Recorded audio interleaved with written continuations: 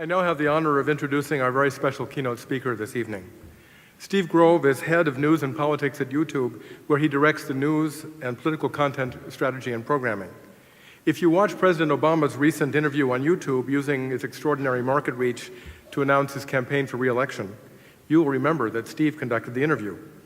It was Steve who created YouTube's political platform in 2008, pioneering the CNN YouTube debates, the first web-to-TV vehicle enabling candidates to answer questions submitted through YouTube. His partnerships with news organizations led to the creation of Citizen YouTube, which was a major source of breaking news and insights during the political uprising in North Africa this winter. Steve Grove came to YouTube from stints at the Boston Globe and ABC News. And just 1 year after earning his master's degree in public policy at Harvard, he was cited by Newsweek as one of its 12 people to watch, and just 2 years later, one of the rising stars by Campaigns and Elections magazine. You will soon understand why. Please welcome our 2011 undergraduate convocation keynote speaker, Steve Grove.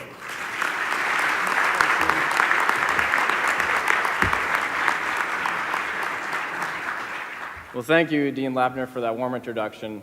And thank you also to the faculty, I believe you're sitting back there, for having the guts to invite a guy from YouTube to deliver your graduation ceremony speech. I mean, you do realize, right, that over the last 4 years, these students have wasted countless hours that they could have spent studying for your classes, instead watching videos of dogs on skateboards, or kittens playing with each other, or a teenage girl who keeps singing over and over again how happy she is that it's Friday, Friday, Friday. So thank you for bringing me here today. It really is an honor. I think this is going to be the only graduation ceremony in the country this spring, in which we're going to watch a few YouTube videos as we go, so stay tuned. Mainly, though, I'd like to thank the class of 2011. Let's hear it for these guys. Congratulations, everybody. You know, it's such a huge achievement to be here today, and I'm not a graduate of NYU, of course, but I did have a chance to talk to a few of the students last week just to get a sort of feel for the school, and was so impressed by the McGee Division students, the sacrifice that you put into getting a degree from a world-class education while, in many cases, raising a family or having a job. And for the Tisch Center students, many of you are extremely passionate about NYU as a community and have done so much outside of just class to build your community here at NYU. And I think both groups of students are very clear to me that the professors here at this school really care about the individual student. And I really got that from both groups of students, and care about building a community here at NYU. So let's hear it for your professors as well.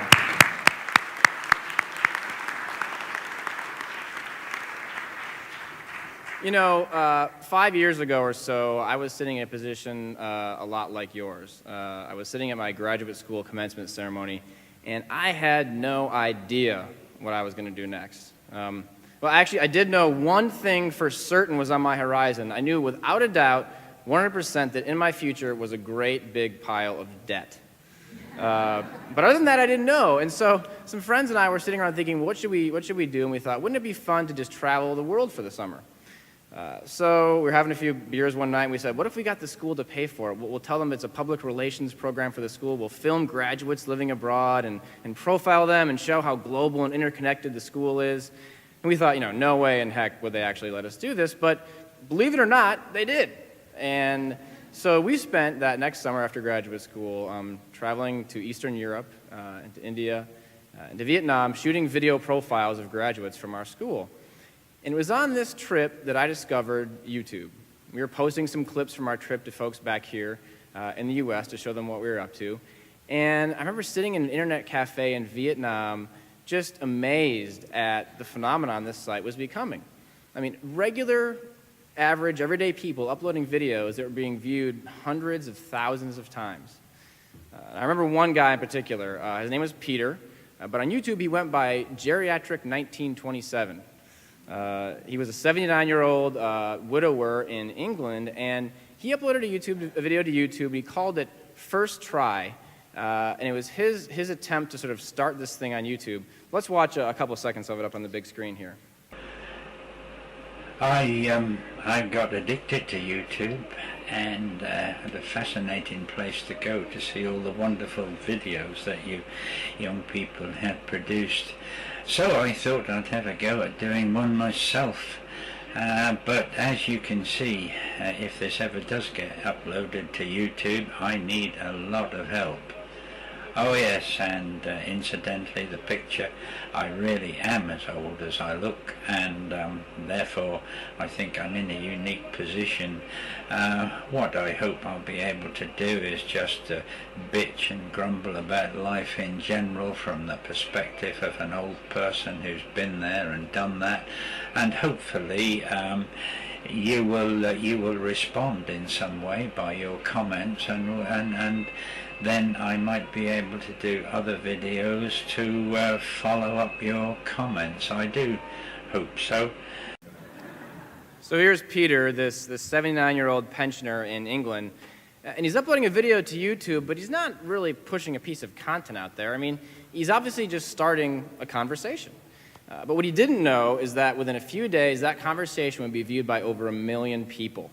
And that within a month, Geriatric 1927 would become the most subscribed channel on all of YouTube. And I'm sitting there in Vietnam just with my, my jaw dropped, like, what is this phenomenon? This is incredible. And of course, more people started to follow him. A man started uploading video memories of his World War II days, and a woman started a show called Depression-Era Cooking, where she would cook meals with very little ingredients to show her grandchildren what it was like to cook back during the Depression. So you saw this phenomenon developing, that this conversation was unfolding on YouTube, and you didn't have to be the same age or demographic as Geriatric 1927 to relate to him. The beauty of him is that he's just honest, and he's human. You can kind of relate to that. And it was unwavering courage to create and to share that make him instantly likable. And it's this courage to share your ideas with a broader audience that I'd like to discuss with you all today. Because as you leave NYU, you are entering a public conversation that has fundamentally changed the way that we engage with our friends, with our enemies, with our communities, with our governments, and with our world. It's a conversation that's more democratic and more open than ever before, and it's a conversation that really, really matters. When I came back from that Around the World video shoot, the 2006 midterm elections were in full effect. And there was a senator from Virginia named George Allen who made an infamous gaffe on the campaign trail, calling his opponent's campaign worker a not-so-great name on camera. Here's the bit. See if you can remember this. We're going to run this campaign on positive, constructive ideas. And it's important that we motivate and inspire people for something. This fellow here over here with the yellow shirt, Macaca, or whatever his name is, he's with my opponent. He's following us around everywhere. And it's just great. We're going to places all over Virginia. And he's having it on film, and it's great to have you here. And you show it to your opponent because he's never been there and probably will never come. So welcome. Let's give a welcome to Macaca here. Welcome to America and the real world of Virginia. Well, the real world indeed. This clip, students of politics might remember, was uploaded to YouTube, viewed over 300,000 times. And George Allen lost that election by 0.4 percentage points, which tilted the seat in favor of his opponent, a Democrat, and then tilted the entire Senate in favor of the Democrats by that one seat. And so it was easy to see that something was happening here. YouTube was changing the way that we had public conversations, and so I had just gotten back from this trip. I shot a note to info@youtube.com and wondered if they had anybody working on politics, and they didn't. So that was the beginning of my time at YouTube. And what we were realizing at the time, and I think what a lot of people have begun to realize, is that George Allen and a lot of others like him are no longer speaking to just 1 or 2 or 10 or 20 people in a room. They're speaking to a potential audience of millions and millions of people around the world. And what we've been grappling with ever since then is, what exactly does it mean to have such a public conversation? For a lot of people, the more you think about it, the scarier it gets. I mean, the truth is, we've all had our own macaca moments. Maybe not just like that, but we've all said or done things that have ended up online, and we really didn't want them to be online. And so I think, thankfully, the internet has created these walled gardens, places where we can have private conversations with our friends, and the safety and security of a distinct community. And I think that's fundamentally a good thing. But I think it's a mistake to ignore the potential of the public conversation. It's a mistake to ignore the possibility the internet gives us for complete and utter randomness, to bump into people we would never otherwise see before. Because it's easy to just talk with your friends. It's when you bump into people you wouldn't have otherwise seen that understanding starts to develop and the real benefits of the public conversation come into effect. Last fall, I went to Pakistan with some of my Google colleagues to speak at a youth conference by one of our nonprofit partners there. And just as kind of a test, I showed the following video to about 300 digital activists in the audience. They were from Somalia, Egypt, Pakistan itself, South Korea, India. And I asked them how many people had seen this video.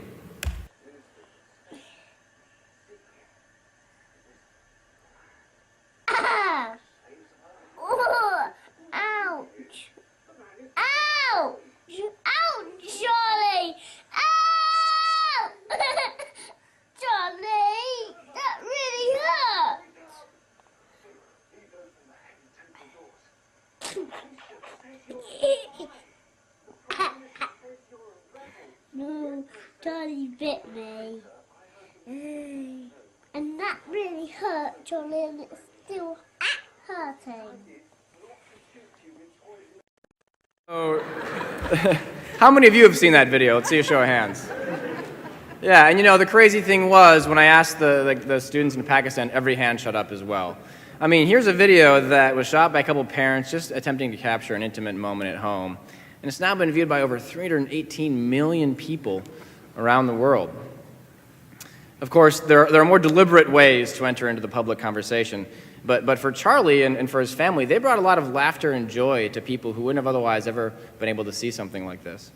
I'll never forget, though, watching a student named James Katecki, a student kind of like yourself. He went to Georgetown, and he decided to start analyzing presidential campaign videos on YouTube using a special sort of style he had using pencil puppets to show you which candidate he was going to analyze next. Here's a video in which he critiqued Mayor Rudy Giuliani's presidential campaign. Welcome to the video showing family, Mayor Giuliani. I'm glad you finally started uploading videos, but even a cursory glance at those videos tells me you've still got a lot of work to do. All 5 of your videos so far are just recordings of your speeches, and 2 of them are marathons, clocking in at 45 minutes and 58 minutes respectively. As far as I know, sir, you've uploaded the longest video of any of the 2008 presidential candidates, and that's why I'm going to award you with $200 to hire a video editor. So here's James in his dorm room analyzing presidential campaign YouTube videos, and he starts to build a following, and his presidential candidates actually start to respond to him. And suddenly, he has the opportunity to do something that goes far beyond just his analysis of the videos. Take a look. You know what? Just holding up these pencil puppets, it's just not doing it for me anymore. It's time to take these videos to the next level. And there's only one man out there who can make that happen. Congressman Ron Paul, thank you so much for joining me. Thank you. In my dorm room. And first I just want to say that this is the first presidential candidate, or the first interview ever, to be conducted with a presidential candidate from a college dorm room. Yeah. So I just want to congratulate you. Today we're making history.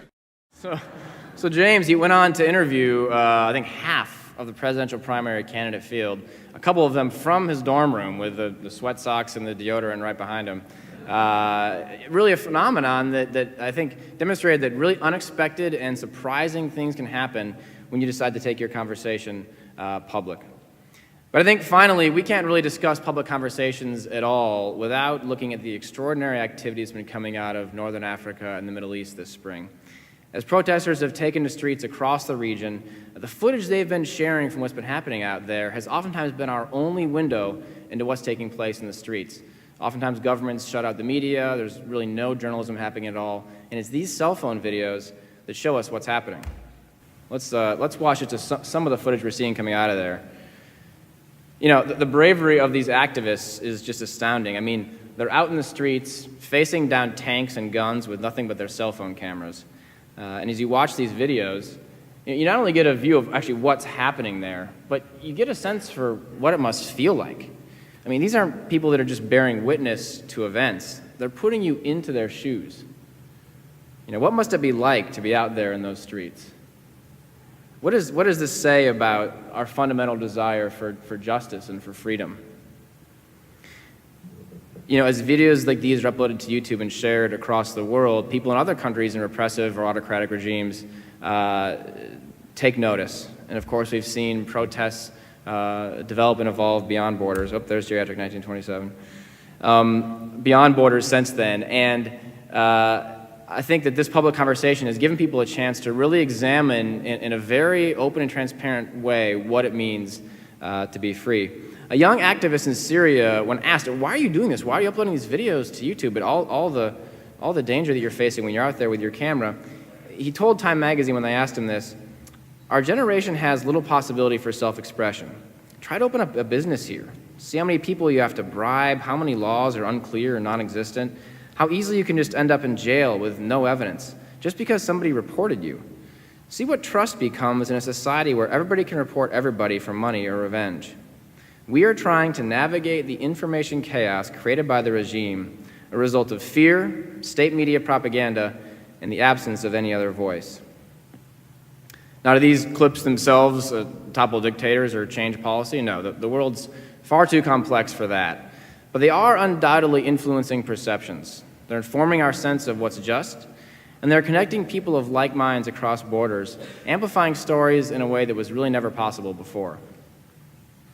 So what does all this mean for you? Does it mean that we should all head out of the Grand Hyatt today with cell phone cameras and find a protest to videotape? No, although I guess it's New York, you probably could find something pretty quick. But no, I think what it means is, we now have this opportunity to enter an incredibly public conversation. How do we do it best? So I want to leave you with just a few pieces of advice for what it's worth.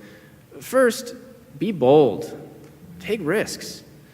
Put yourself out there. You'd be surprised what actually can happen. When you take a risk and put yourself out there, you're creating space, you're creating an opportunity for understanding. And the thing is, every one of you has something really important to say. Believe that. Be bold. Go out there and share your ideas with the world. Second, be humble and listen. You'd be amazed what you can learn when you open your eyes and ears to the world. Listen to those that you disagree with. Learn from those you wouldn't otherwise encounter. You might find their opinions contrary to your own. You might even find their opinions to be uninformed, or maybe they even seem ignorant to you. But emotions are never ignorant, and emotions are what drive people's opinions. So connect with what people are feeling and embrace the common humanity that connects us all. And finally, and most importantly, just be yourself. It seems like obvious advice, it might even seem kind of cliche, but we all see plenty of people out there every day in the public conversation trying to be something that they aren't. And you know what? There's no one right way to be out there. Each of you has something special to share. You don't have to be a master content producer or a master communicator. You don't have to have the best idea in the entire world. You just have to have an idea that's yours and be willing to share it. My grandma used to tell me, you were born an original, don't die a copy. Of course, it's much easier to avoid all this. It's easy to stay in our comfort zones and hang out with friends that agree with us. But if that's all you do, you're really, really missing out. So take a risk. Get out of the walled gardens and join the public conversation. The world's an incredible, fascinating place, full of opportunities out there to be part of something bigger than yourself.